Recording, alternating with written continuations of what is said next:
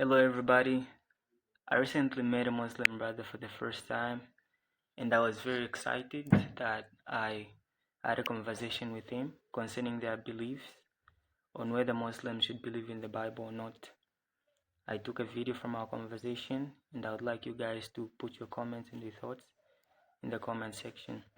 From the conversation when we began, we first looked in Surah 3, verses 3 of the Quran, which says, "He has sent down to you the book, the Quran, in truth, confirming what came before it, and he sent down the Torah and the Gospel." This surah we are from reading, the same surah, chapter 3, verse 3, was reviewed in Medina in the period of active engagement with the Jewish communities and the Christian delegations as well. So, this surah affirms the continuity of revelation according to what we read. So, this verse is explicitly saying it confirms the previous scriptures. The Quran confirms the previous scriptures, meaning it aligns with their original divine message. Now, their original scriptures, these people, before the Quran was reviewed, we've established the fact that they were using certain books. They were using certain books that we are using to refer to.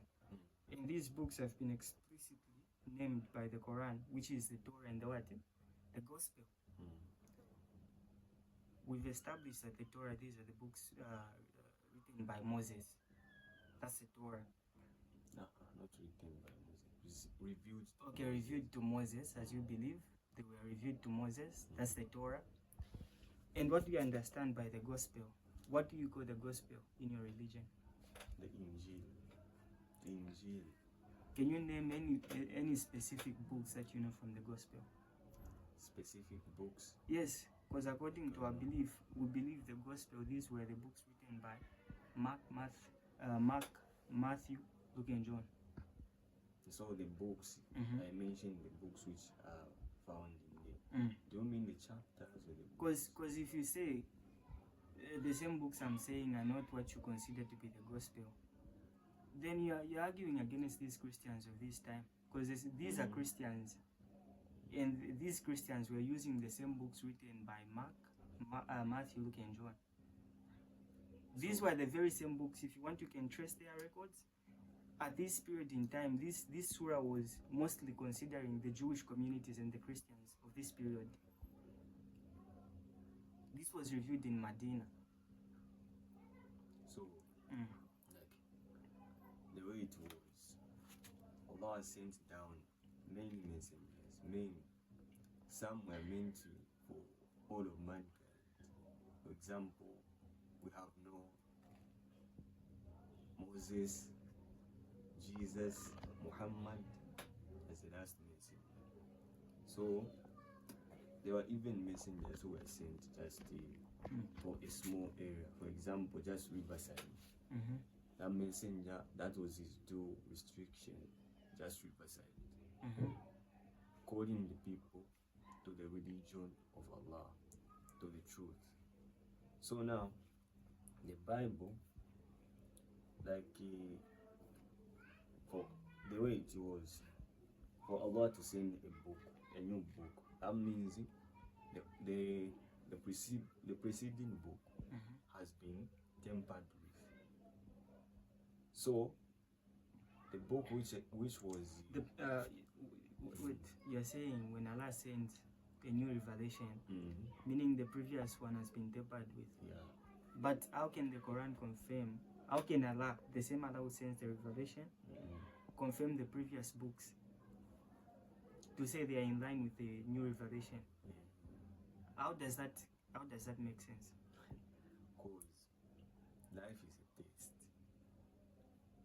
That is why life it is a test. Life in this world is a test. That is why Allah created life and death, so that it becomes more of a challenge. It is a test where Allah tests the truthful, the righteous. So now what used to happen with those books? Why did Allah allow those books to become tampered with? Well, it is because Allah never promised to preserve those books. He promised to guide Allah mankind, never promised to preserve those books. But according to the Quran, Mm. it says the word of Allah never changes. It never changes. It never changes. It never changes. Now, it never The way it changes. comes. So, if you say, is the Quran, sorry, is the Torah the word of Allah? It is in its original Yes, form. yes. Is the Torah in its original form the word of Allah?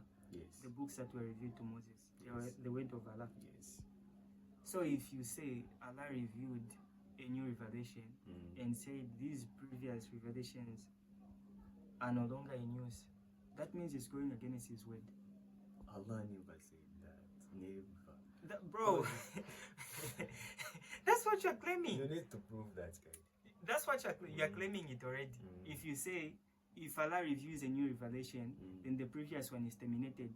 We've established that Allah's word is always perfect and it never changes. So if you say the coming revelation contradicts the previous revelation, meaning Allah is not consistent. You're not listening to what I'm saying. That's the point. What I'm saying is this. Ah. The word of Allah never changes. Uh-huh. It never changes. So meaning there's a book, the Torah and the Gospel in their original forms. They are the word of Allah and they haven't changed. They have been revealed now in the Quran. They've been brought into the light. Uh-huh.